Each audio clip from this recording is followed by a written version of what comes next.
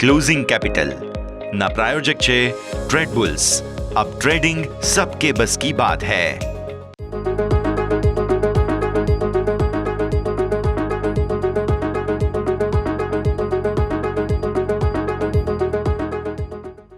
Good afternoon સ્વાગત આપનું closing કેપિટલમાં। હું યશ આપની સાથે। ભારતીય માર્કેટ્સ ગેપ અપ તો ખુલ્યા પણ ટકી ન શક્યા અને અત્યારે ફરી એકવાર વેચવાલીનો મૂડ બની રહ્યો છે। આવી સ્થિતિમાં ભારતીય માર્કેટ્સમાં શું ટેન્શન છે અને શું પરિસ્થિતિઓ છે કે જેને ખાસ ધ્યાન પર રાખવાની છે, બધી વાત કરીશું। પણ આવો પહેલા હેડલાઇન્સ તો જોઈ લઈએ। માર્કેટમાં દિવસની ઊંચાઈથી ભારે ઘસારો। નિફ્ટી ઉચ્ચતમ સ્તરથી 300 અંક ઘટી 24,000 આસપાસ। બેંક નિફ્ટી ઉપલા સ્તરથી 800 અંક ઘટી 50,000 નીચે। બેન્કિંગ ફિનાન્શિયલ શેરમાં દબાણ। ડો ફ્યુચર્સમાં 200 અંકની તેજી। યુરોપિયન માર્કેટમાં મિશ્ર કારોબાર। એશિયન માર્કેટમાં નિક્કાઈ સતત ભારે ઘટાડા બાદ આજે 10% તેજી સાથે બંધ થયું। નબળા માર્કેટમાં પણ એફએમસીજી શેરમાં તેજી। બ્રિટાનિયા નિફ્ટીના ટોપ ગેઇનરમાં આઈટીસી, એચયુએલ, ઇમામી, ગોદરેજ કન્ઝ્યુમરમાં મજબૂતી। રૂપિયામાં નબળાઈથી આઈટી શેરમાં action, HCL, tech Mahindra, LTI, Mindtree 2% વધ્યા। ટીસીએસ અને વિપ્રોમાં પણ ખરીદદારી।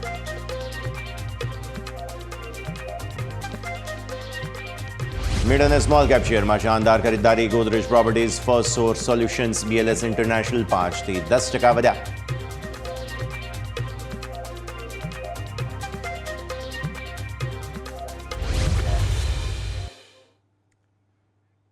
આવો સીધા જઈએ ઇન્ટરેક્ટિવ વોલ પર, સમજીએ ભારતીય માર્કેટ્સ કઈ દિશામાં આગળ વધી રહ્યા છે। પ્રોબ્લેમ તો છે, પ્રોબ્લેમ છે તે વાત સ્પષ્ટ છે, બિકોઝ તમે ગઈકાલના જે ડેઝ લો બન્યા હતા તેની આસપાસ ફરી એકવાર પર્ટિક્યુલરલી બેંક નિફ્ટી વધારે સારા પ્રોબ્લેમ્સ અહીંયા વધારે છે, પણ સાથે સાથે તમે નિફ્ટી પર પણ નજર કરો તો ત્યાં પણ તમને ઉપલા સ્તરોથી પ્રોફિટ બુકિંગ આવતું જોવા મળી રહ્યું છે। તો આ સ્થિતિમાં થઈ શું રહ્યું છે આવો સમજીએ। સૌથી પહેલાં તો તમે આવો નિફ્ટીના ડેલી ચાર્ટ્સ પર આપણે સમજવાની કોશિશ કરીએ કે ये हो क्या रहा है, चल क्या रहा है, પરિસ્થિતિ શું થઈ રહી છે। પ્રોબ્લેમ બની રહ્યું છે હવે આ 10 અને 20 દિવસની મૂવિંગ એવરેજનું જે કન્જંક્શન છે તે આજે તમે દિવસના ઉચ્ચતમ સ્તરો બનતા જોયા તે ગઈકાલના હાઈઝથી ઉપર હતા। આજે તમને નિફ્ટીના ઉચ્ચતમ સ્તર બનતા જોવા મળ્યા છે 24,382 અને ઉપરની તરફ 24,500, 450 આસપાસ પ્રાઇમ ફેસિંગ હર્ડલ તમને જોવા મળે છે। આવી સ્થિતિમાં 24,400 આજે આવ્યું નહીં, એટલે હવે 24,400 આવતીકાલ માટે પણ બહુ મહત્વનું લેવલ તમારા માટે બની ગયું, સૌથી પહેલી વાત। બીજું, તમારા આજના ડેઝ લો છે 23,960। આ તમે લેવલ આજનો લો જુઓ છો। તમારી 50 દિવસની એક્સપોનેન્શિયલ મૂવિંગ એવરેજ જે આ લાઇન બને છે તે ક્યાં આવીને ઊભી રહે છે? આ લાઇન છે 23,967। એટલે આવી સ્થિતિમાં આજે તમે વારંવાર જે આ લેવલ છે પર્ટિક્યુલરલી તેને ટેસ્ટ કરી રહ્યા છો, વારંવાર તેને નીચે જવાની કોશિશ કરી રહ્યા છો અને 50 દિવસની જે આ એક્સપોનેન્શિયલ મૂવિંગ એવરેજ છે તે તમારા માટે મેઇન પ્રોબ્લેમ બને છે। અત્યારે આપણે વાત કરી રહ્યા છીએ ત્યારે જ અત્યારે 960 આસપાસ, એટલે કે આ લાઇનને આપણે બ્રીચ કરી રહ્યા છીએ। સો આ પરિસ્થિતિમાં આ ટેલ હજુ પણ ફર્ધર આનાથી નીચે જવાની કોશિશ કરી રહી છે, એટલે પ્રોબ્લેમ તો છે। તમે અહીંયાથી જે ટ્રેન્ડ ચેન્જ કર્યો પર્ટિક્યુલરલી આ જગ્યાએથી તમે જુઓ છો ત્યાંથી લઈને આ 3 દિવસની અંદર જબરદસ્ત સેલિંગ અને એટલીસ્ટ ગઈકાલના લો હજુ સુધી મેન્ટેન કરી રાખ્યા છે આપણે, પણ પ્રોબ્લેમ તો છે જ, કેમ કે 890 આસપાસના લો તમારા બન્યા હતા ગઈકાલે। આજે તમને ફર્ધર ઘટાડાના સંકેત બતાવવાની કોશિશ થઈ રહી છે। તો આવી સ્થિતિમાં આ લેવલ હવે મહત્વનું છે 23,890।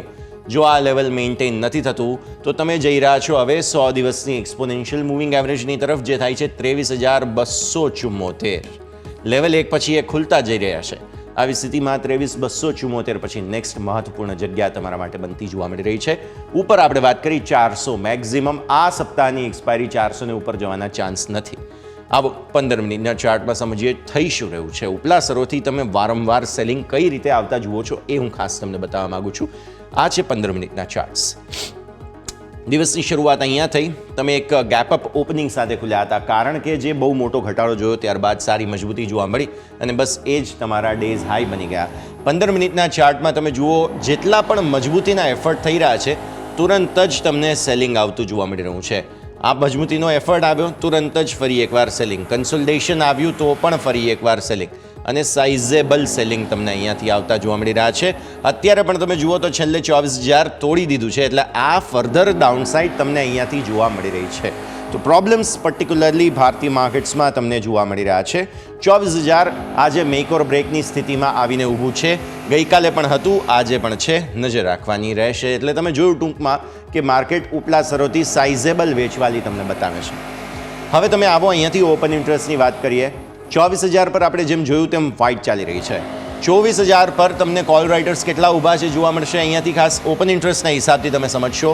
તમને જોવા મળશે ઉપલા સરોથી વારંવાર જે સેલિંગ આવી રહ્યું છે તેમાં 24,000 પર પુટ રાઇટર્સ હજુ પણ ડિફેન્ડ કરવાની કોશિશ તો કરી રહ્યા છે, પણ આપણને જે 70-75 લાખના પુટ હતા એમાંથી થોડું એમના તરફથી એક્ઝિટ થઈ અને બુકિંગ થઈ ગયું હોય તેવું જોવા મળે છે. આવી સ્થિતિમાં ઓલમોસ્ટ 70 આસપાસ થોડું આપણને અહીંયાથી એક્ઝિટ થતી જોવા મળી રહી છે. પરિસ્થિતિ આ પ્રમાણે કોલ રાઇટર્સ અહીંયા ડેફિનેટલી આવતા આપણને જોવા મળેલા છે, પણ હવે આગળની પરિસ્થિતિ અહીંયા તમને જગ્યા બને છે. 24,100થી સેલિંગ આવ્યું છે આજે, એટલે પુટ રાઇટર્સ ડેફિનેટલી ઊભા જરૂર છે, પણ હા તમને સતત દબાણના જ સંકેતો આવવાની કોશિશ થઈ રહી છે. આવી સ્થિતિમાં એક વખત જો 24,000 તોડી દઈએ તો પછી નીચે કોઈ જગ્યાએ સપોર્ટ નથી. આ બહુ નાનકડો સપોર્ટ છે તમારા માટે થઈને 23,800, પણ પછી સીધું 23,500 તરફ તમે આગળ વધશો એ વાત સ્પષ્ટ જોવા મળી રહી છે આપણને. બિકોઝ તમે જુઓ છો 23,500 પર છેક પછી 51 લાખ આસપાસનું ઓપન ઇન્ટરેસ્ટ છે, નહીં તો ક્યાંય નથી. એટલે આ એક્સપાયરી બહુ ખરાબ જશે જો આ એક સપોર્ટ આપણે નથી લેતા 23,800ના. તો અત્યારે પણ ફાઇટ ચાલી જ રહી છે. તમે જુઓ 24,000ને મેન્ટેન કરવાની કોશિશ થઈ જ રહી છે. તો આ પરિસ્થિતિ કોલ રાઇટર્સ 400ની મેં વાત શા માટે કરી, કેમ કે આ 300 અને ત્યારબાદ 400. તમે જુઓ 400 પહોંચવું હોય તો તમારે આ 200ના કોલ રાઇટર્સ અને 300ના કોલ રાઇટર્સ આ બંનેને ફાઇટ કરવું પડે. જેટલી સ્ટીમ હવે લાગતું નથી નિફ્ટી પાસે છે, કેમ કે આજે પણ જે ગેપ ફિલ કરવાની કોશિશમાં સસ્ટેનેબિલિટી નથી આવી નિફ્ટીની, એ પ્રોબ્લેમ બતાવે છે. એટલે આ પરિસ્થિતિ. આવો હવે ઓપન ઇન્ટરેસ્ટ ચેન્જ પર તમને જોવા મળે છે કોલ રાઇટર્સે અગ્રેસિવ પોઝિશન આજે 24,300માં આવતી જોવા મળી છે, 24,200માં આવતી જોવા મળી છે, અને આ તરફ 24,000 પણ કોલ રાઇટર્સ આવ્યા છે. નોટિસ કરો પુટ રાઇટર્સે કોઈ અગ્રેસિવ પોઝિશન ક્યાંય બનાવી નથી. એક માત્ર અહીંયા 23,700 તમે જુઓ છો અને એક છે 23,500. આ બે જગ્યા સિવાય તમે જુઓ કોઈ પણ જગ્યાએ તમને અહીંયાથી ખાસ સાઇઝેબલ એડિશન પુટનું જોવા નથી મળી રહ્યું, જે બતાવે છે કે માર્કેટમાં થોડો કોન્ફિડન્સ ઓછો છે. એટલા માટે થઈને તમને અત્યારે કોલ રાઇટર્સ બહુ જ અગ્રેસિવ અહીંયાથી ખાસ બનતા જોવા મળી રહ્યા છે. અહીંયાથી લઈને તમે આ સ્ટ્રાઇક જુઓ છે જે 24,500 છે, અને ત્યારબાદ તમે જોશો છેક અહીંયા 24,000 સુધી.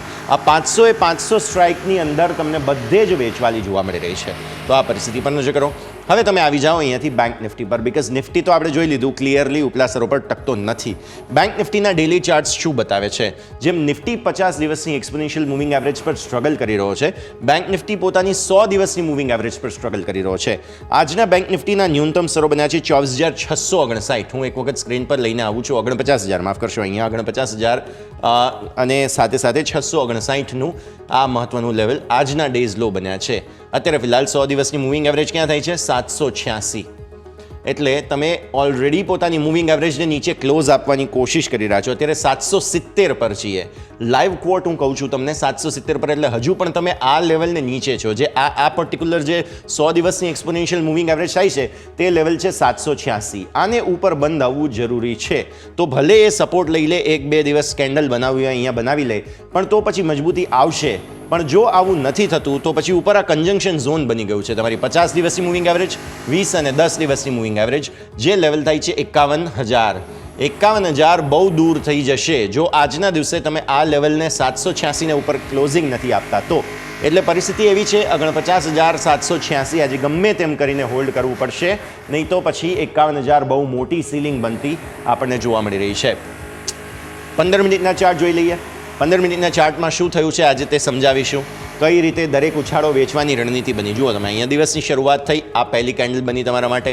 શરૂઆતમાં જ ડેઝ હાઈ બની ગયા, ત્યારબાદ તમને શાર્પ સેલિંગ આવતું જોવા મળ્યું. બેંક નિફ્ટીએ જબરદસ્ત પ્રોફિટ બુકિંગ બતાવ્યું અને ત્યારબાદ થોડી ઘણી મજબૂતી આવી, પણ એ પણ કન્સોલિડેશનની રેન્જમાં જ હતા. જુઓ તમે એકદમ નાની રેન્જમાં હતા, કોઈ મૂવ ઉપર કે નીચે તરફનો આવ્યો નથી, અને આ નાનકડી રેન્જમાં જ તમે કારોબાર કરતા જોવા મળ્યા. ત્યારબાદ ફરી એકવાર શાર્પ સેલિંગ આવતું જોવા મળ્યું, જેમાં તમને પછી દિવસના ન્યૂનતમ સ્તરો, અને અત્યારે પણ તમે જુઓ તો ડેઝ લોથી બહુ દૂર નથી, આપણે નજીક જ છીએ. અને અત્યારે આ 49,800 પર્ટિક્યુલરલી એક પ્રોબ્લેમ બની રહ્યું છે ઉપરની તરફ. 49,800 આ લેવલ થાય છે.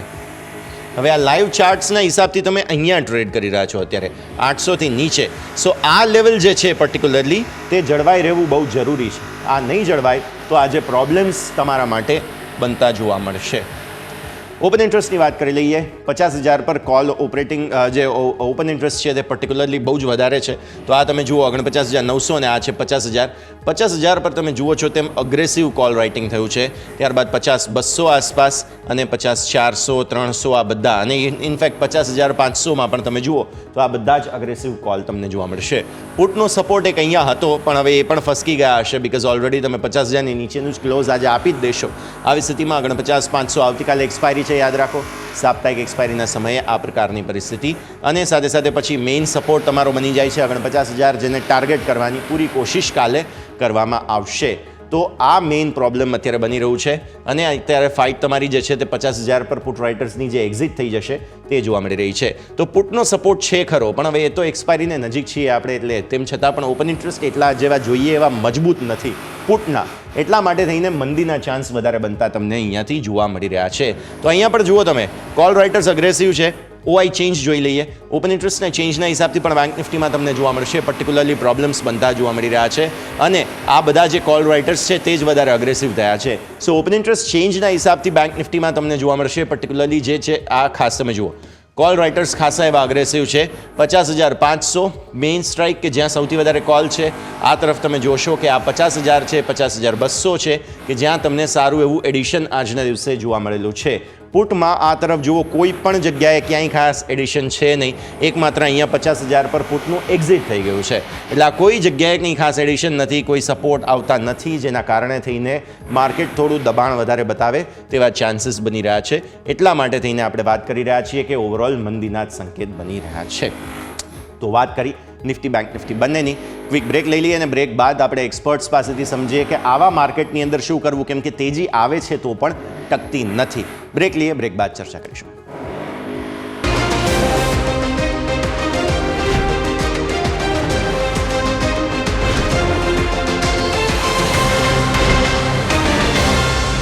વિરામ આપનું સ્વાગત છે. આગળ વાત કરીએ KR ચોકસીના હેમેન કાપડિયા અને અસીમ મહેતા અને એસોસિએટ્સના અસીમ મહેતા આપણી સાથે જોડાઈ રહ્યા છે. આપ બંનેનું સ્વાગત અને ફરી એકવાર ગુડ આફ્ટરનૂન. આપ બંનેને પર્ટિક્યુલરલી અત્યારે ખાસ જરૂર છે તમારા જેવા કોમ્બોની માર્કેટને બિકોઝ માર્કેટની હાલત ખરાબ છે અને જ્યારે માથું દુખે ત્યારે ડિસ્પ્રિનની દવાની ખાસ જરૂર પડે એવી રીતે અત્યારે એક પરફેક્ટ તમારું ટેકનિકલ ફંડામેન્ટલ એનાલિસિસની ખાસ જરૂર છે.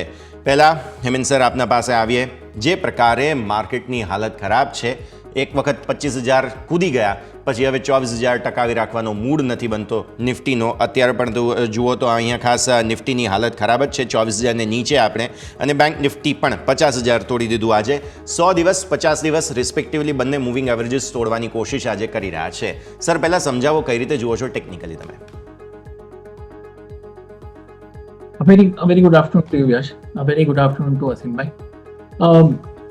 જેમ યશ તમે કીધું હવે કરેક્શન આઈ થિંક અસીમભાઈ પણ કીધું હતું. he was uncomfortable with levels. he was cautious, I think. he was very clear.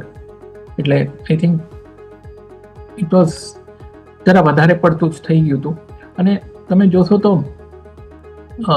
જે બે ગેપ પડ્યા યશ, એક ગુરુથી શુક્ર અને એક સોમથી મંગળ. આજે સોમથી મંગળનો ગેપ ભરાવાની કોશિશ થઈ છે પણ પૂરો ભરાયો નથી. જ્યાં સુધી ભરાશે નહીં Yash, it is not a good sign. તમે લેવલની વાત કરો તો 24,100નું લેવલ હતું જે આજે તૂટવાની તૈયારીમાં છે. 23,667 નીચેનું નેક્સ્ટ સપોર્ટ લેવલ આવે છે. નિયર ટર્મમાં મને લાગે છે અહીંયા એકાદ બે દિવસમાં સ્ટેબિલિટી આવી જોઈએ. તમે જુઓ તો અમેરિકામાં બી વીક્સ યશ 65 જેટલી આવી ગઈ હતી ગઈકાલે અને બંધ આવી 40. હવે આપણી વીક્સ એ પ્રમાણે અહીંયા 22-23 ગઈકાલે આવી હતી, આજે 20ની અંદર છે. આવું જીઓ પોલિટિકલ ટેન્શન હોય અને આટલા એલિવેટેડ લેવલ્સ પર સાચું બધું તો માર્કેટને એક બાનું જોતું હતું કરેક્ટ થવાનું અને બાનું મળી ગયું. એટલે મને લાગે છે આઈ થિંક ઇટ્સ ગુડ. 23,800 23,667 આ લેવલ છે. બેંક નિફ્ટી પરફોર્મ નહોતું કરતું એટલે નિફ્ટી ચાલતો નહોતો. રિલાયન્સ પણ થોડો કોન્સોલિડેશન ફેઝમાં વયો ગયો. મને લાગે છે અહીંયા I think it is a good opportunity. I think અસીમભાઈ વેરી નોલેજેબલ, એને ફંડામેન્ટલ સ્ટોક્સ હોય, આઈ થિંક એની પર ફોકસ કરવું જોઈએ. It is time to slowly start nibbling, because bigger picture તો આઈ થિંક તમે મલ્ટીયર જુઓ તો યસ તેજી ઇન્ટેક્ટ છે. નિયર ટર્મમાં યસ જે પોસ્ટ ઇલેક્શન જે જબરદસ્ત વધઘટ થઈને જે ખીચ્યું હતું એનું હવે આપણે ટાઈમ પ્રાઇસ રિટ્રેસમેન્ટ જોઈ ગયા છે. યશ ઓકે, સો વ્યૂ આ પ્રમાણે અહીંયાથી ખાસ બનતો જોવા મળી રહ્યું છે. ટેકનિકલ લેવલ્સની વાત કરી, ફંડામેન્ટલી પણ સમજીએ. જપાનના પ્રોબ્લેમ્સ, અમેરિકન માર્કેટના પ્રોબ્લેમ્સ, હજુ તો ઇઝરાયલ ઈરાનનો પ્રોબ્લેમ છે, બાંગ્લાદેશના પ્રોબ્લેમ્સ, ઘણું બધું થઈ રહ્યું છે ગ્લોબલ માર્કેટ્સમાં અસીમ સર. અને એ બધાને જોતા ભારતીય માર્કેટ્સ રિએક્ટ કરી રહ્યા છે અને થવું જ જોઈએ. એ ન થાય તો આપણે જેને કહેવાય કે થોડા વધારે પ્રોબ્લેમ્સમાં હોત, પણ સારી વાત છે. બીજું, આ અઠવાડિયે ગવર્નર સાહેબ પણ હવે કંઈક નક્કી કરવાના છે. અમેરિકન માર્કેટ્સમાં તો અત્યારે ટેન્શન ચાલી જ રહ્યું છે. જેપનીઝ માર્કેટ્સ માટે પણ આજે ઇમરજન્સી બેઠકનું પણ આયોજન હતું અને હવે આપણે ત્યાં પણ. એટલે આપણે હવે વ્યાજદરોનું થોડું પ્રેશર પણ વધી રહ્યું છે. પ્લસ ગ્લોબલ ઇકોનોમીઝની સ્થિતિને જોતા ફાઇટ કરવા માટે કદાચ પોસિબલ છે કે ગવર્નર સાહેબ હજુ પણ એક વખત હિંચકો નાખે. આવી સ્થિતિમાં ખાસ સમજવાનું રહેશે અસીમ સર. અને અમેરિકન માર્કેટ્સ માટે પણ પ્રોબ્લેમ છે. એ લોકોએ પણ ઇમરજન્સી બેઠક કદાચ બોલાવવી પડે. જે રીતના પરિસ્થિતિ છે, ચૂંટણીનું વર્ષ છે, બધાને ખુશ રાખવાના છે. આવી સ્થિતિમાં થોડું સમજીએ ભારતીય માર્કેટ્સ કઈ દિશામાં આગળ વધી રહ્યા છે. અસીમ સર, ગુડ આફ્ટરનૂન યશ, ગુડ આફ્ટરનૂન હેમનભાઈ. હેમનભાઈએ જે ઓપનિંગ રિમાર્ક્સમાં લગભગ જે મારો આપણા જે એક વ્યૂ કહી શકાય એમાં ઘણો એમણે રિફ્લેક્ટ કર્યું અને હું 100% એમની સાથે સહમત છું. જે એમણે આખી ટેકનિકલી આખું સમજાવ્યું એમાં એક તો ચોક્કસ હતું કે આપણે હમણાં છેલ્લા કેટલાક વખતથી આપણા પ્રોગ્રામમાં કહેતા હતા કે થોડુંક કોશિયસ રહો અને થોડુંક કમ્ફર્ટેબલ લેવલ પણ નહોતું આવતું. એવરી ડે આપણને નવી હાઈ આવે, ઘણી વખત ડેફિનેટલી અનયુઝ્યુઅલ ગણાતું હોય છે. પોર્ટફોલિયો વધે, સૌને ગમતું હોય છે, પણ જેમ ઉપર આવી રીતે જતું હોય તો સ્વાભાવિક રીતે એક જ્યારે ક્રેશ આવવાના થાય તો ઇન્વેસ્ટરને મોટું નુકસાન થતું હોય છે. બે વસ્તુ હતી કે આપણે જ્યારે પણ વાત કરી ત્યારે જીઓ પોલિટિકલ સિચ્યુએશનની એક ચિંતા વ્યક્ત કરી હતી. જે બાંગ્લાદેશના ડેવલપમેન્ટ છે એ તો ચોક્કસ બહુ જ શાર્પ આવી ગયા, ઝડપથી આવી ગયા. અને બિઈંગ અ નેબર આપણા માટે પણ એક મોટી ચેલેન્જ ચોક્કસ કહી શકાય. બીજી વસ્તુ એ છે કે જે ફાઇનાન્શિયલ માર્કેટમાં આખી મુવમેન્ટ આવી, જે ખાસ કરીને જાપાનીઝ જે વ્યાજ વધારે જાપાની બેંકે અને એ પછી જે ઉથલપાથલ થઈ, સ્વાભાવિક હતી કે જે હેજ ફંડ હોય ને એ ઇમ્પેક્ટ પડતી હોય છે. એટલે 2 દિવસ આપણને મોટી મારામારી જોવા મળી. હવે માર્કેટ સ્ટેબલ થવાનો પ્રયત્ન કરી રહ્યું છે. આ લેવલે સ્ટેબલ થયું છે એવું નથી કહેતો, પરંતુ સ્ટેબલ લેવાનો પ્રયત્ન ચોક્કસ થઈ રહ્યું છે. એક positive point as far as Indian economy is concern કે જે 11,11,000 કરોડનું જે ઇન્ફ્રા સ્પેન્ડિંગ છે એ ક્યાંક ને ક્યાંક આપણા ઇકોનોમીને બચાવવામાં મોટો ભાગ ભજવશે.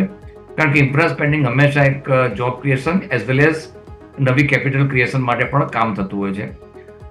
પરંતુ આપણે જે વાત કરી કે જાપાનની બેંકે મિટિંગ કરી કે પછી ફેડની મિટિંગમાં ઇમરજન્સી મિટિંગ થાય કે પછી ઇન્ડિયન જે આપણા આરબીઆઈના જે મિટિંગ થશે, પર્સનલી યસ મને એવું લાગે છે કે આ મિટિંગમાં કોઈ વ્યાજના ઘટાડવાની અપેક્ષા રાખવી ના જોઈએ. કારણ કે ઇન્ફ્લેશનનું લેવલ એટલું કમ્ફર્ટેબલ નથી કે ઇન્ટરેસ્ટ ઘટાડી શકાય. એટલે કદાચ માર્કેટ બી એવી જ અપેક્ષા રાખે છે કે ઇન્ટરેસ્ટ ઘટે એવી શક્યતા મને લાગતી નથી. આપને ખ્યાલ હશે કે લાસ્ટ પ્રોગ્રામમાં પણ મેં કહ્યું હતું કે ફેડ આ વખતે વ્યાજ ઘટાડે એવી શક્યતા ઓછી છે. ઇલેક્શન યર છે, જીઓ પોલિટિકલ સિચ્યુએશન બહુ જ ફ્રેજાઇલ છે, એટલે માર્કેટ અનસર્ટનિટીમાં ચોક્કસ આવી શકે છે. પણ મને એમ લાગે છે કે ગઈકાલનું જ આપણે જો જોઈએ તો જ્યારે એફઆઈ લગભગ નેટ લેવલે 10,000 કરોડનું સેલ કર્યું, સામે છેડે ડીઆઈઆઈ 9,000 કરોડનું બાય કર્યું હતું.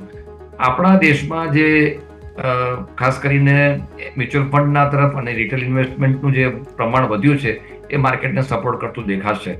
એટલે માર્કેટ ગ્રેજ્યુઅલી સ્ટેબલ થાય. I think by Thursday or Friday આપણને બહુ જ ક્લિયર પિક્ચર મળી જશે કે કયા લેવલે માર્કેટ સ્ટેબલ થાય છે.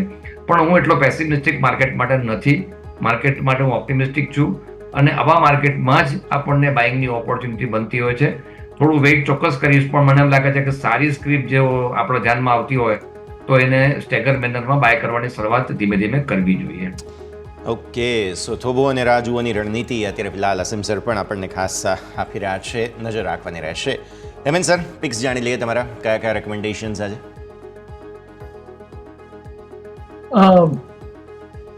આવી માર્કેટમાં યશ પિક્સ તો થોડા ભારે જ છે, પણ એક છે જે ઇન્ટરેસ્ટિંગ લાગે છે યશ છે Mahindra and Mahindra financial services, તમે જુઓ તો હમણાં 2 દિવસમાં માર્કેટમાં બહુ મોટો ઘટાડો આવ્યો.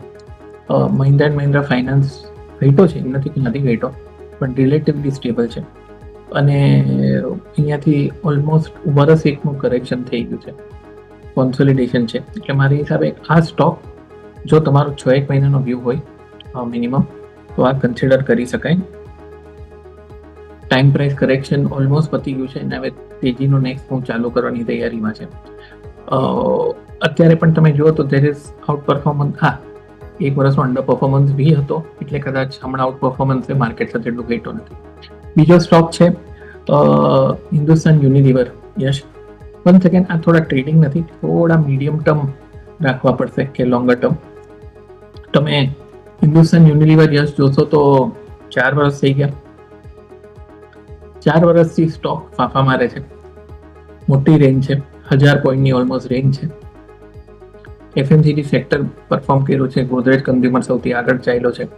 ઘણા બધા એફએમસીજી, ઠીક છે, ડિફેન્સિવ હોય તો માર્કેટ ઘટે ત્યારે એફએમસીજી સુધરે, પણ હિન્દુસ્તાન યુનિલિવર 4 વર્ષ પછી હજી બ્રેકઆઉટ આપ્યો નથી, પણ સેટઅપ પોઝિટિવ છે.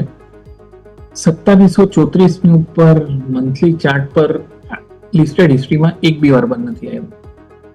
હવે આ તો મહિનાની શરૂઆત છે, એટલે too early to say that. ગયા મહિને પણ હજી સુધી બંધ નથી આવ્યો. લેવલ ટુ વોચ 2859, મારી હિસાબે 3300 લાગે છે, પણ ઇટ વિલ ટેક ટાઈમ. 1 રૂપી પેડ સ્ટોક છે અને 4 વર્ષનું કોન્સોલિડેશન છે, એટલે સોર્ટ ઓફ ઇન્વેસ્ટમેન્ટ પિક છે, medium term investment to longer term investment. Yes.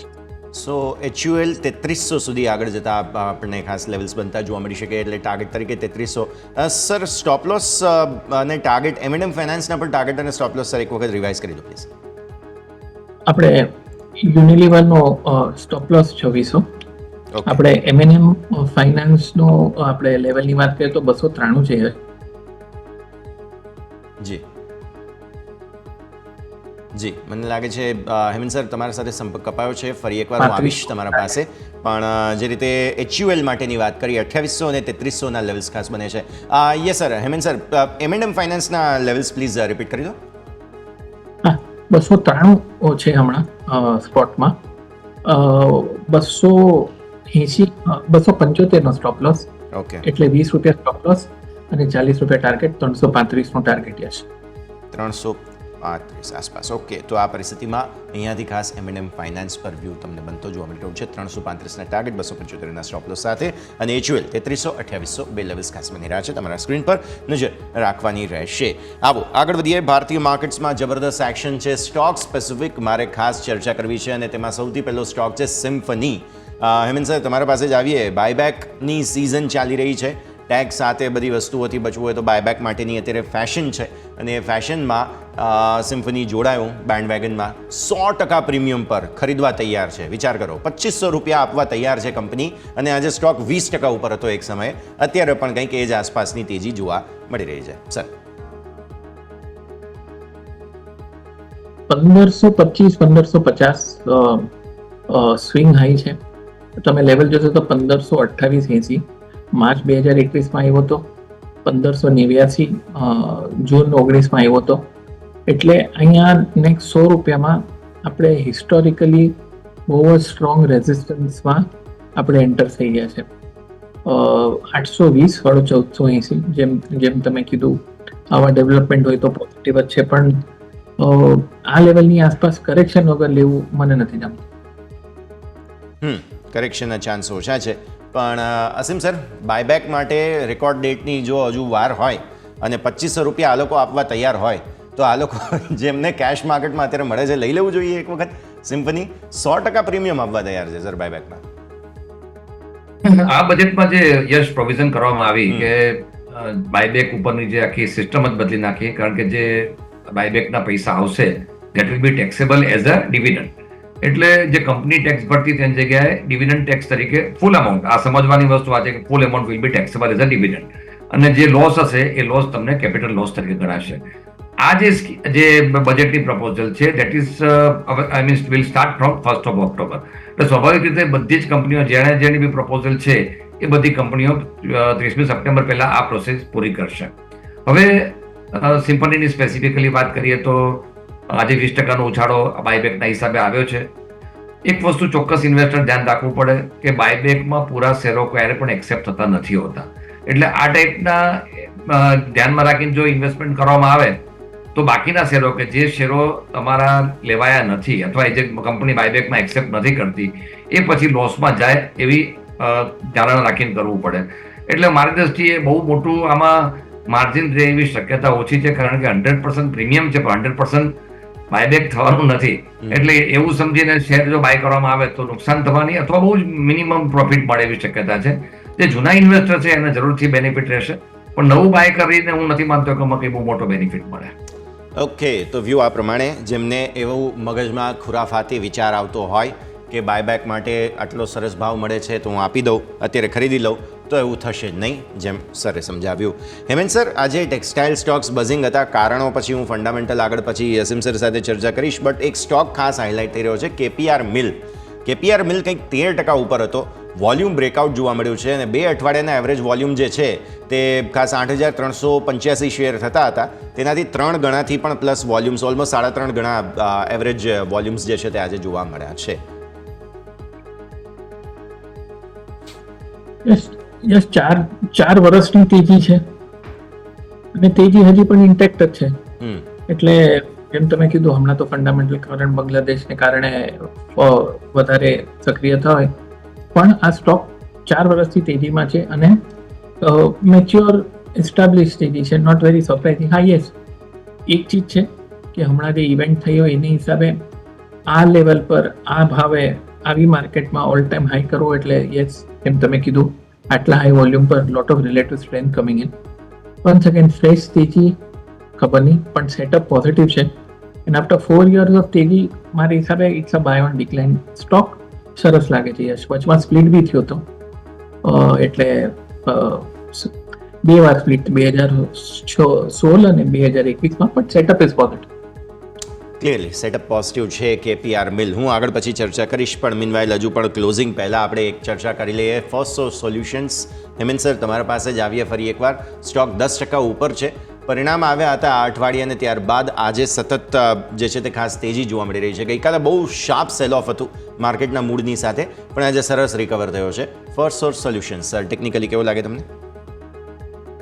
High top higher bottom છે. યશ, તમે જુઓ તો હમણાં 100 વાળો 315 થયો છે. છેલ્લા 1.5 વર્ષથી તેજી છે. તેજી હજી પણ ઇન્ટેક્ટ છે. હમણાં વચમાં 3-4 દિવસ પહેલા બહુ સિગ્નિફિકન્ટ વોલ્યુમ થયું હતું. 6 કરોડ જેટલું વોલ્યુમ થયું હતું કેશ માર્કેટમાં. મને લાગતું નથી લિસ્ટેડ હિસ્ટ્રીમાં આટલું સિંગલ ડે વોલ્યુમ થયું હોય. ને આજે પણ તમે જુઓ તો 2 મિનિટ બાકી છે ને ઓલરેડી 5 કરોડ જેટલું થઈ ગયું. બધું જ સારું. એડ કરવું હોય તો ખાલી ઘટાડ. તો વ્યૂ આ પ્રમાણે અહીંયાથી ખાસ બનતું જોવા મળે છે. ઘટાડે ખરીદી કરવી હોય તો તમે કરી શકો, અત્યારે ફિલહાલ નહીં. આવો આગળ વધીએ. એમ ભારતીય માર્કેટ્સના ક્લોઝ તરફ આગળ વધી રહ્યા છીએ. સેક્ટર સ્પેસિફિક તમે જુઓ તો આજે હાલત બહુ જ સારી હતી. રિયલ એસ્ટેટ સ્ટોક્સની પણ છેલ્લે પ્રોફિટ બુક થઈ ગયા. આઈટી સ્ટોક્સ સૌથી વધારે વેચવાલી સરકારી બેંક્સમાં આવી છે. આજે સરકારી બેંક્સમાં ઇન્ડેક્સ 1.25% આસપાસની વેચવાલી બતાવે છે. પીએસઈ, સીપીએસઈ એટલે કે ઓવરઓલ સરકારી થીમના શેર્સમાં વેચવાલી તમને જોવા મળી. આ સિવાય ફિન નિફ્ટી એક્સપાયરી હતી અને ત્યારે આ ઇન્ડેક્સ પર્ટિક્યુલરલી વધારે ધોવાતો આજે જોવા મળ્યો છે. તો આવી સ્થિતિમાં અહીંયા ખાસ નજર રાખી. મિડ કેપ સ્મોલ કેપ પર તમે નજર કરો, 0.5% આસપાસની બહુ સરસ તેજી હતી. ઇનફેક્ટ હેમેન્દ્ર સર, આજે મિડ કેપ અને સ્મોલ કેપમાં કે જે બહુ મોટા પાયે ધોવાઈ ગઈ છે. એક વખત સર ચાર્ટ્સ જોઈ લઈએ ફટાફટ મિડ કેપ અને સ્મોલ કેપના. આપણે નિફ્ટી મિડ કેપ 100 યશ વાત કરીએ તો વીકલીમાં ગેપ ડાઉન ખુલ્યો છે અને યસ, ગઈકાલે જે ગેપ ડાઉન છે આજે ગેપ અડધો ભરાયો. Not very surprising. યશ, આ ગેપ મોટો છે, મજબૂત છે, હેરાન કરશે, રેઝિસ્ટન્સ આપશે, ભરાશે નહીં, ત્યાં સુધી લોહી પીશે. ગેપ નથી ભરાયો, પ્રેશર છે, 55 દિવસનો સપોર્ટ લેશે. પણ થોડુંક પિક્ચર વીકલીમાં હમણાં બી નેગેટિવ થતું એવું લાગે છે. સ્મોલ કેપની આપણે યશ વાત કરીએ તો small cap 100 almost same picture negative છે. સ્મોલ કેપ કદાચ મિડ કેપ નિફ્ટી કરતાં હજી 100 કરતાં થોડું હજી નેગેટિવ છે. ગઈકાલે ને આજે 2 દિવસ 55 દિવસની એક્સપોનેન્શિયલ મૂવિંગ એવરેજ નીચે બંધ આપશે. થોડું પ્રેશર તો છે યશ, ને બંધ થશે ગેપની ભરાય ત્યાં સુધી હેરાન કરશે. ઓકે, સો વ્યૂ આ પ્રમાણે બની રહ્યો છે. હેમેન સર, સમય થયો છે આપનાથી રજા લેવાનો. જેટલી આપણે ચર્ચા કરી આપના ડિસ્ક્લોઝર. ઘણા સ્ટોક્સની વાત કરી, પર્સનલ તો હોલ્ડિંગમાં નથી, કદાચ ફેમિલીનો હોલ્ડિંગમાં હોઈ શકે છે. જે વ્યૂઝ તમારી ચેનલ પર વ્યક્ત કર્યા છે મારા રિટેલ અને ઇન્સ્ટિટ્યુશનલ ક્લાયન્ટને કમ્યુનિકેટ થઈ શકે. અમુક સ્ટોક પર મારું ફંડામેન્ટલ કવરેજ છે. આપણા દર્શકોને એક જ વિનંતી છે કે એના ફાઇનાન્શિયલ સલાહકારની સલાહ લઈને જ કામ કરવું. સ્ટોપ લોસ જરૂર રાખવી. Thank you for having on the show Yash. Very good afternoon અસીમભાઈ. શેર માર્કેટનું આજનું ક્લોઝ તમે ક્વિકલી પહેલાં તો જોઈ લો. 23,992 એડજસ્ટ થયા બાદ, એટલે આજે તમે એક સમયે જે 0.5% મજબૂતી બતાવી રહ્યા હતા તે વાઇપ આઉટ કરીને છેલ્લે 63 પોઈન્ટ ઘટીને ગયા છો. 382નો હાઈ હતો. 24,382ના હાઈથી ઉપર નીચે જે છે તે ખાસ 23,960ના લો બનાવ્યા. ગઈકાલના લોને તોડ્યા નથી, તે ઇન્ટેક્ટ જરૂર છે, પણ ત્યાંથી સપોર્ટ લઈને પછી તમે ઉપર આવ્યા. ત્યાં મામૂલી એક 24,000ને નજીકનું ક્લોઝ છે. ગઈકાલે પણ યાદ રાખો 24,000ને થોડા ઉપરની તરફનું ક્લોઝ હતું. આજે 24,000થી થોડા નીચેનો ક્લોઝ છે. બેંક નિફ્ટી પર નજર કરો, 50,688 એટલે કે ઓલમોસ્ટ 50,700 આસપાસ પહોંચવાનો પ્રયત્ન કર્યો. ત્યાંથી વેચવાલી આવી. બેંક નિફ્ટી 49,700 એટલે કે ઓલમોસ્ટ 900 પોઈન્ટ આસપાસની વેચવાલી બેંક નિફ્ટીમાં પોતાના ડેઝ હાઈથી જોવા મળેલી છે. બહુ જ ખરાબ હાલત, અને 659ના લો બન્યા હતા. એટલે ઉપલા સરોથી જબરદસ્ત વેચવાલી તમને જોવા મળી. છેલ્લું ક્લોઝ પણ તમારું 748નું છે. એટલે 1000 પોઈન્ટની રેન્જ તો હતી, છેલ્લે 900-950 પોઈન્ટનો ઘટાડો જોવા મળ્યો. મિડ કેપ સ્મોલ કેપ છેલ્લે મેં જે હમણાં હેમંત સર સાથે વાત કરી તેમ હાલત વધારે ખરાબ હતી મિડ કેપ સ્મોલ કેપની, કારણ કે અહીંયા તમને જે છે તે પરિસ્થિતિ થોડું વધુ વિકટ થતી જોવા મળેલી હતી. ઉપલા સરોથી જબરદસ્ત પ્રોફિટ બુકિંગ આવી તમને અહીંયાથી ખાસ, એટલા માટે થઈને મિડ કેપ સ્મોલ કેપની હાલત વધુ ખરાબ હતી. પહેલાં તો એક ખાસ ક્લોઝિંગ જે છે તેના પર એક રિએક્શન લઈ લઈએ. અસીમ સર પણ આપણી સાથે જોડાઈ રહ્યા છે, તેમની સાથે ચર્ચા કરીએ. પ્રોફિટ બુકિંગ તો આવી રહ્યું છે અસીમ સર, અને જે પ્રકારની પરિસ્થિતિ છે ઉપલા સરોથી મિડ કેપ સ્મોલ કેપની હાલત ખરાબ. આજે સરકારી શેર્સમાં વધુ વેચવાલી જોવા મળી છે આપણને, એટલે એ ખાસ આપણે સમજવું પડે. અને જ્યારે તમે ખાસ જોઈ રહ્યા છો કે ભારતીય માર્કેટ્સમાં વેચવાલી આવી જ રહી છે, આવી સ્થિતિમાં હવે એ યાદ રાખવું પડે આપણે કે 23,100થી તેજી આવવાની શરૂઆત થઈ હતી. જે 23,100 આપણે ઓલમોસ્ટ ઇલેક્શન અને ઇલેક્શન પહેલાં તમે જોવા જાઓ તો વન વે તેજી જે આવી રહી હતી કોન્સ્ટન્ટલી, તે 23,100 આસપાસથી શરૂ થઈ અને ત્યારબાદ આપણે 25,100 ઓલમોસ્ટના હાઈ બનાવ્યા. એટલે 2,000 પોઈન્ટની તેજીમાં 1,000 પોઈન્ટનો ઘટાડો થયો છે, જે બહુ મતલબ ઓવર તો ના જ કહેવાય આટલી લાંબી તેજી. અને આમ તો 23,100 પણ નહીં, આમ અલ્ટિમેટલી તમે જોવા જાઓ તો ક્યારના આપણે તેજી કરી રહ્યા છીએ. 20,000, 20,000થી 22,000, 22,000થી 24,000 આવી ગયા. સો આ સ્થિતિ આપણે ખાસ સમજવી જોઈએ કે થોડું રિટ્રેસમેન્ટ આવે છે તો એ હંમેશા માર્કેટ માટે સારી વાત હોય છે. અસીમ સર. સિરિયસ, બિલકુલ સાચી વાત છે, કારણ કે આપણે એક વન વે તેજી જોઈએ અને કોઈ બી માર્કેટમાં આ ટાઈપની તેજી સસ્ટેન થતી નથી હોતી. એટલે મોટું આપણે બહુ અર્લી ઇન્ડિકેશન કહેતા હતા, એ પછી માર્કેટ ઉપર પણ ગયું, પરંતુ એક વલણ ચોક્કસ હતું કે માર્કેટમાં કોશિયસ લેવાનું આપણું વલણ વારંવાર કહેવામાં આવ્યું હતું.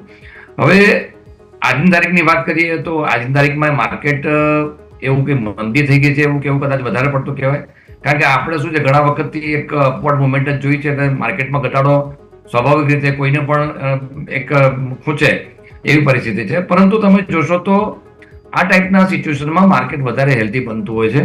એટલે પૂરું કરેક્શન આવે જરૂરી છે. આજનું જે માર્કેટની મુવમેન્ટ છે સ્ટીલ મને હજી પણ એવું લાગે છે ક્યાંક ને ક્યાંક માર્કેટમાં હજી થોડો ઘટાડો આવી શકે છે, અને આટલા મોટા ઘટાડા પછી એકદમ શાર્પ તેજી ન જ આવે એવું જનરલ ન જ આવે. આપણે જોઈશું કે પૂરું એક કરેક્શન આવશે, પછી માર્કેટ સ્ટેડી થશે અને ફરીથી પાછી આપણને એક માર્કેટની અપવર્ડ મુવમેન્ટ જોવા મળશે. યસ, આ બધાની વચ્ચે સમજવાનું એ છે કે બેંકની વાત કરી, ગવર્મેન્ટની જે કંપનીઓ છે એની વાત કરી, ખાસ કરીને બેંકોમાં આપણે જોઈએ તો બેંક નિફ્ટીમાં એક મોટો ઘટાડો જોવા મળ્યો છે, બેન્કિંગ સ્ટોકમાં પણ મોટો ઘટાડો જોવા મળ્યો છે. આપણે જે રિઝલ્ટ જોયા એમાં એક વસ્તુ આંખે વળગી કે નેટ ઇન્ટરેસ્ટ ઇન્કમ એટલે નેટ જે માર્જિન છે અને ઇન્કમ છે આ બંનેમાં ઘટાડો થયો છે. કારણ કે ડિપોઝિટ પ્રમાણમાં જે કહી શકાય કે ડિપોઝિટ વિડ્રો થઈ રહી છે, સામે જ્યારે એડવાન્સની જે રિક્વાયરમેન્ટ છે વધી રહી છે. ઓફ લેટ બધી બેંકોએ પોતાના ડિપોઝિટના પણ રેટ વધાર્યા થોડા અને સામે ચડે એડવાન્સીસના પણ થોડા વધી શકે છે. એટલે જે માર્જિન છે એ થોડું ઓછું થયું છે અને એ કારણસર બેન્કિંગ સ્ટોકમાં આપણને થોડોક ઘટાડો જોવા મળ્યો છે. ઓવરઓલ ટ્રેન્ડ જે મેં પહેલા બી વાત કરી શોની શરૂઆતમાં કે જ્યારે આટલા મોટા કેપિટલ એક્સપેન્ડિચર આઉટલે હોય તો બેન્કિંગ ક્રેડિટની ડિમાન્ડ વધવાની પૂરેપૂરી શક્યતા છે, પણ બેંક નીડ ફાઇનાન્સ, કારણ કે જે ડિપોઝિટ અને ક્રેડિટ રેશિયો છે એટલો કમ્ફર્ટેબલ નથી. એટલે liquidity as well as reserve બેંકનું પોલિસી આ બધા ઉપર ફોકસ રહેશે. બીજી વાત એ છે ગવર્મેન્ટના જે પણ કંપનીઓમાં કરેક્શન આવ્યા છે યશ, એક અભૂતપૂર્વ ઉછાળા પછીના કરેક્શન છે. એટલે હું નેગેટિવ નથી ગણતો એને, પરંતુ જે ઊંચા મથાળે આપણે વારંવાર એક ચિંતા હતી કે બહુ જ બધા સ્ટોક એક હાઈ લેવલ ટ્રેડ કરી રહ્યા છે, એમાં કરેક્શન આવ્યું છે. હજી કરેક્શન પૂરું થયું છે એવું નથી કહેતો, આપણે વેઇટ કરીશું અને એ પછી આપણે પર્ટિક્યુલર સ્ક્રિપ્ટને વોચ કરી અને એમાં આપણે આપણો ઓપિનિયન આપી શકીએ.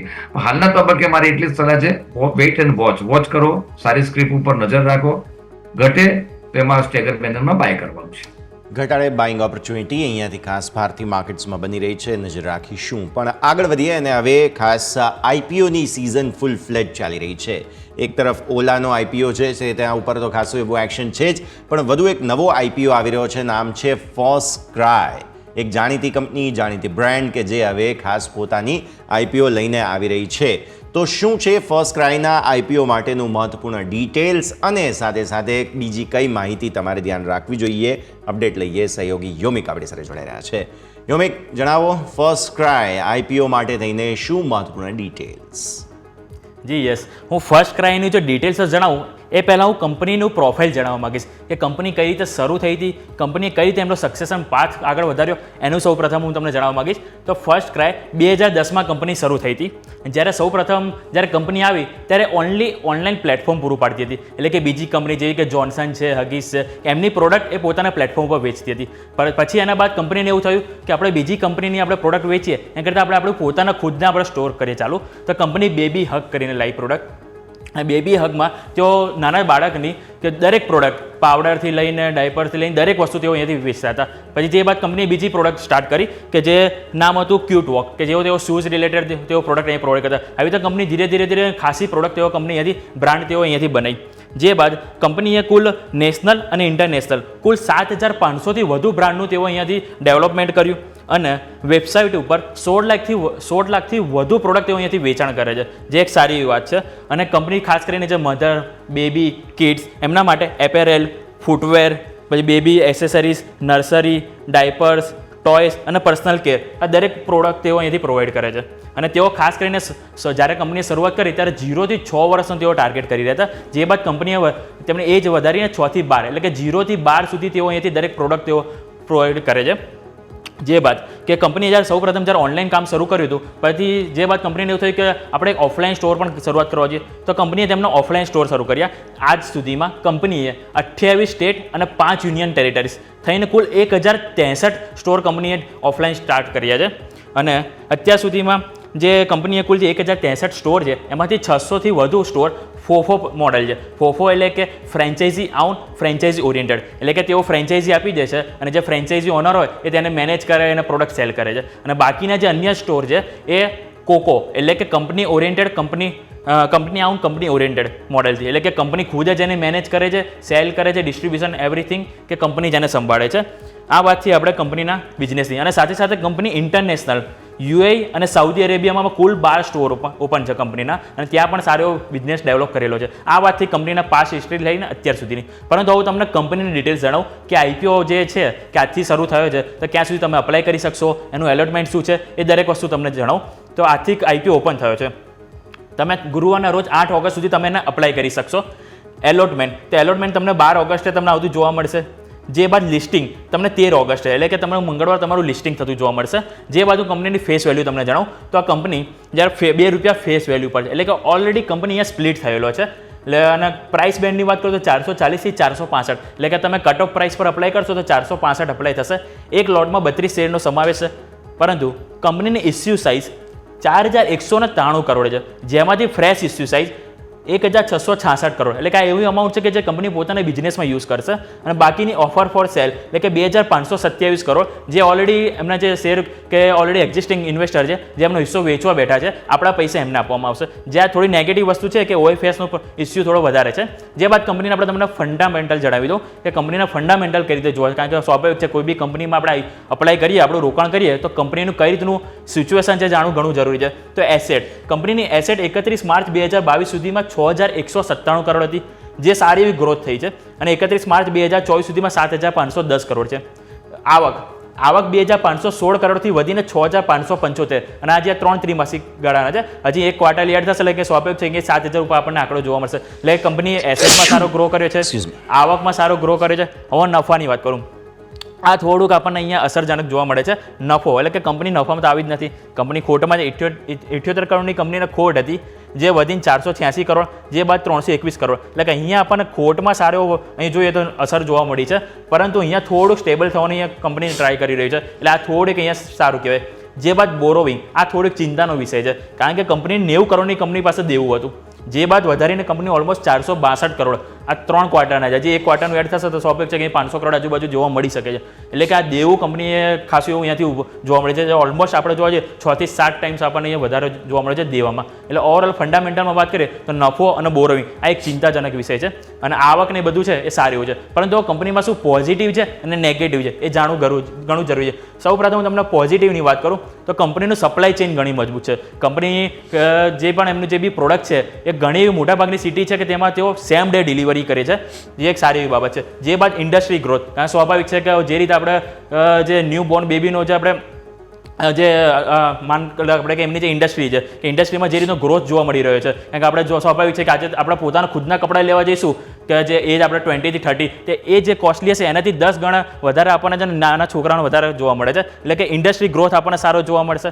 સાથે સાથે કંપની ઓફલાઈન અને ઓનલાઈન આ બંનેમાં સારો એવો ગ્રોથ કંપનીએ બતાવ્યો છે અત્યાર સુધીમાં, જે એક સારી બાબત છે. આ વાતથી પોઝિટિવ. પરંતુ નેગેટિવમાં વાત એ છે કે કંપની ખોટમાં છે. જેમ આપણે ફંડામેન્ટલમાં જોયું, કંપનીની ખોટ વધતી જાય છે. સાથે કે દેવામાં, એટલે કે દેવું પણ કંપનીનું સામે એવું વધી રહ્યું છે. અને ત્રીજી વસ્તુ કે કંપનીનો આઈપીઓ થોડોક હાઈ વેલ્યુએશન જોવા મળી રહ્યો છે. એટલે આ 3 એક નેગેટિવ વાત છે. પરંતુ આપણે જો પોઝિટિવ વાત જે આપણે છે ધ્યાન પર રાખીએ કે ઓવરઓલ એમની સપ્લાય ચેઇન મજબૂત છે, તો આવનારા દિવસોમાં આપણને સારી મજબૂતી જોવા મળી શકે. સાથે સાથે કે કંપનીનો ઇન્ડસ્ટ્રી ગ્રોથ સારો છે, તેમાં પણ આપણને થોડી પોઝિટિવિટી આવનારા સમયમાં જોવા મળી શકે છે. અને કંપનીનો બિઝનેસ અહીંયાથી પણ સારો ડેવલપમેન્ટ થતો જોવા મળી શકે છે. તો આ દરેક વાત છે પોઝિટિવ નેગેટિવ વસ્તુ કે જે તમારે ધ્યાનમાં રાખવું જોઈએ અપ્લાય કરતી ફેરી, કે જેના આધારે તમે ઇઝીલી તમે સમજી શકો છો કે અહીં તમારો આઈપીઓ અપ્લાય કરવો કે ના કરો. આ વાત થઈ ફર્સ્ટ ક્રાય આઈપીઓની. બિલકુલ, ખૂબ ખૂબ આભાર યોમિક આપનો અમારી સાથે જોડાવા માટેના અપડેટ માટે. તો ફર્સ્ટ ટ્રાય આઈપીઓ જે છે તે ઓપન થઈ ચૂક્યો છે, જેનું અપડેટ તમારે અહીંયાથી ખાસ સમજવાનું રહેશે, જે અમે તમને અહીંયાથી ખાસ રજૂ કર્યું. ક્વિક બ્રેકનો સમય, બ્રેક લઈએ અને બ્રેક બાદ આપણે અસીમ સર પાસેથી સમજીએ આઈપીઓના ડિટેલ્સ, પ્લસ એક સેક્ટર સ્પેસિફિક મારે ખાસ વાત કરવી છે. ચર્ચા કરીશું બ્રેક બાદ.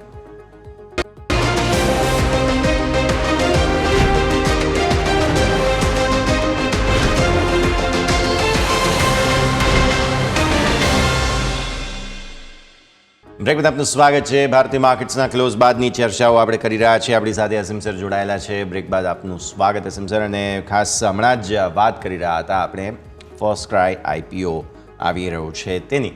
હવે બહુ મોટા નામો જોડાયેલા છે, મહિન્દ્રા ગ્રુપ છે, રતન ટાટા જોડાયેલા છે, પણ હવે ઓએફએસમાં બધા નીકળી રહ્યા છે અને મહિન્દ્રા ગ્રુપ પણ પોતાનો થોડો હિસ્સો ઓછો કરી રહ્યું છે. આવી સ્થિતિમાં એક જાણીતી બ્રેન્ડ, બહુ મહત્વપૂર્ણ કંપની, તમારું આઉટલુક શું કહે છે? બિકોઝ એપેરેલ્સની સાથે જોડાયેલી જેટલી પણ કંપનીઓ છે તેના આઈપીઓથી લઈને અત્યાર સુધીમાં તમે ટ્રેન્ડ જોઈ લો, બહુ બ્રિલિયન્ટ ગ્રોથ આપ્યો છે. અને આ તો કેટેગોરિકલી પર્ટિક્યુલરલી નાના બાળકોના કપડામાં જ જોડાયેલી કંપની છે ફર્સ્ટ ક્રાય. સર, કેવું તમને લાગી રહ્યું છે? આઈપીઓ નોટ્સ કોઈ કે પછી જે પ્રકારે ડીઆરએચપી વગેરે ડિટેલ્સ છે તેને જોતા શું આઉટલુક બને તમારું?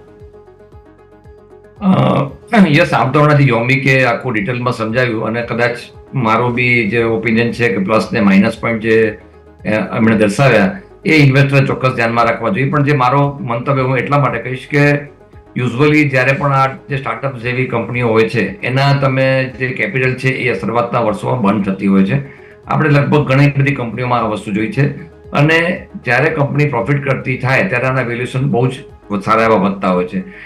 એક જ જે પાસું છે કે જે ઓએફએસનો મોટાભાગનો જે હિસ્સો છે દેટ વિલ એ જે છે એ એક્ઝિટ માટેનો પોઈન્ટ લીધેલો છે. કંપનીમાં લગભગ 1600 કરોડ આવવાના છે.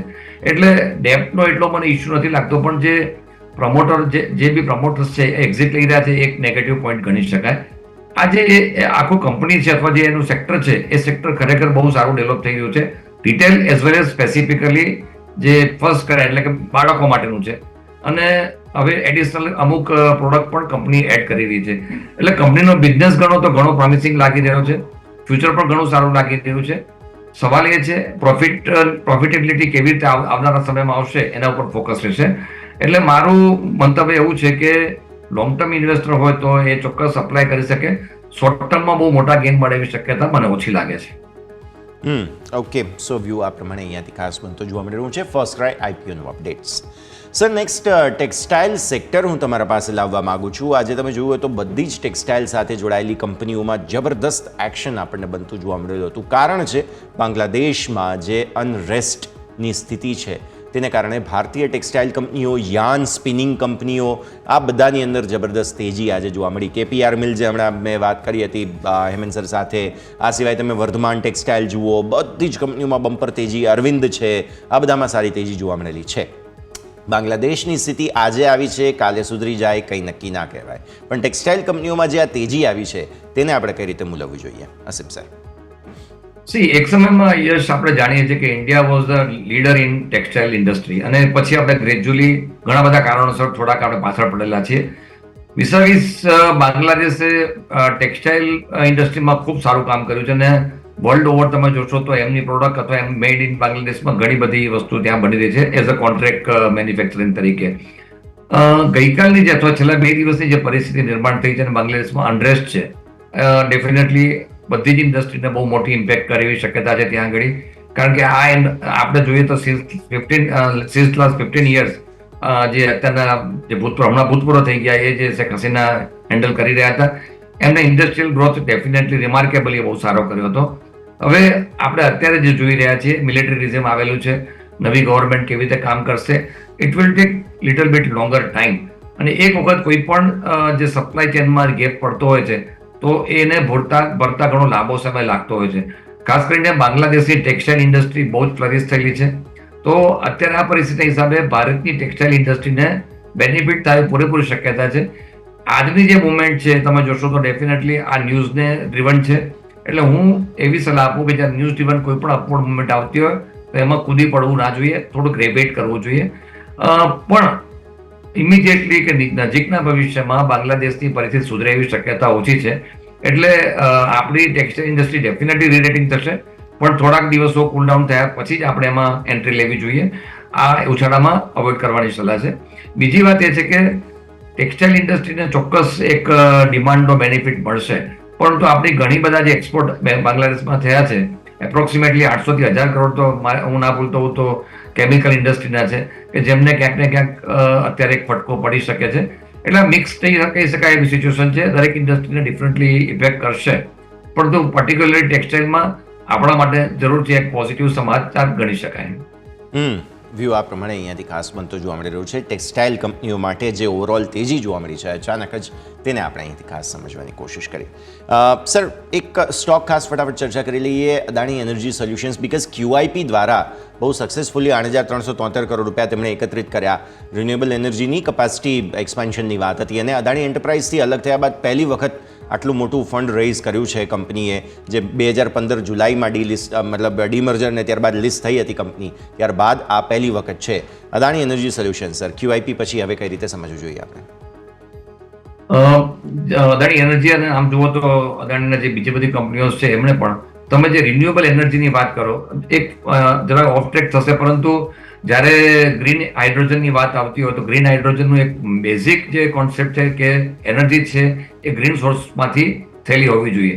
આજે રિલાયન્સ એઝ વેલ એઝ અદાણીએ ગ્રીન હાઇડ્રોજન માટે મોટું ઇન્વેસ્ટમેન્ટ કરેલું છે, એમાં પ્રોજેક્ટ નાખેલા છે. તો એમની જે રિક્વાયરમેન્ટ છે that is the green energy. હવે ગ્રીન એનર્જીમાં તમે જોશો તો સૌથી મોટું કોમ્પ્લેક્સ આપણે જે ખાવડામાં બનાવવામાં આવ્યું છે કચ્છમાં, એ અદાણી એનર્જી દ્વારા કરવામાં આવ્યું છે. અને એમાં હવે એક હાઇબ્રિડ ટાઈપના, એટલે પવન ઉર્જા અને સોલર એનર્જી, આ બંનેને મિક્સ કરીને મોટા પ્રમાણમાં ઇન્વેસ્ટમેન્ટ કરવામાં આવી રહ્યું છે, જેથી કરીને એ એનર્જી તમે ગ્રીન હાઇડ્રોજનના જે પ્રોડક્શનમાં વાપરી શકો. એટલે મોટું ઇન્વેસ્ટમેન્ટ થઈ રહ્યું છે, અને કદાચ આવનારો સમય હજી કદાચ બહુ પ્રીમેચ્યોર કહેવાશે, પણ યસ, મને એવું લાગે છે કે ગ્રીન હાઇડ્રોજન બિલ ડેફિનેટલી જો સક્સેસફુલ થાય છે તો મોટું ગેમ ચેન્જર ઇન્ડિયા માટે બની શકે છે. કારણ કે અત્યારે આપણે મોટાભાગની જે આપણી એનર્જી સોર્સ છે આપણે ઇમ્પોર્ટ કરી રહ્યા છીએ, અને એના કારણે હુંડિયામણથી માંડીને જે આવી જ્યારે જીઓ પોલિટિકલ સિચ્યુએશન પણ આવતી હોય ત્યારે અસર પડતી હોય છે. પણ આપણે જો એમાં સક્સેસફુલ થઈએ છીએ તો જરૂરથી ભારત માટે એક ગેમ ચેન્જર બની શકે છે. અદાણી એનર્જી સોલ્યુશને બહુ જ મોટું ઇન્વેસ્ટમેન્ટ આ બધામાં કરેલું છે, જેના હવેથી આપણને પ્રોડક્શનમાં અમુક યુનિટ તો ઓનલી પ્રોડક્શનમાં પણ આવી ગયા છે. તો આ જે QIP ના રેઝ કરવામાં આવ્યા છે, હું જરૂરથી માનું છું કે કંપની માટે આ મોટો પ્લસ પોઈન્ટ ગણી શકાય. આવનારા સમય બહુ જ પ્રોમિસિંગ અને બહુ સારું લાગી રહ્યું છે મને. બિલકુલ, તો આ સંકેત બની રહ્યા છે. અસીમ સર, આ સરે સમય થઈ ગયો છે રજા લેવાનો. જેટલી ચર્ચા કરી આપના ડિસ્ક્લોઝર્સ.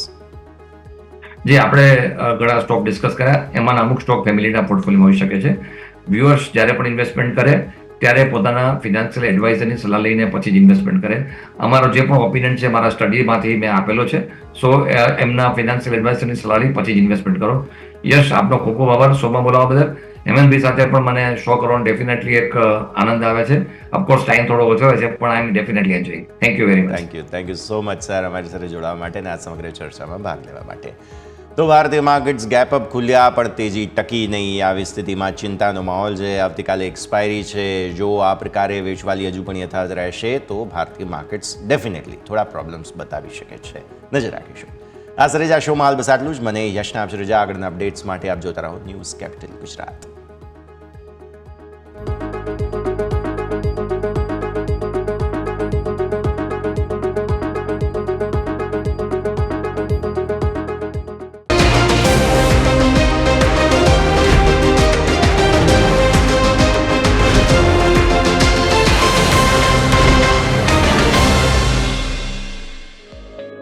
ક્લોઝિંગ કેપિટલ ના પ્રાયોજક છે ટ્રેડ બુલ્સ.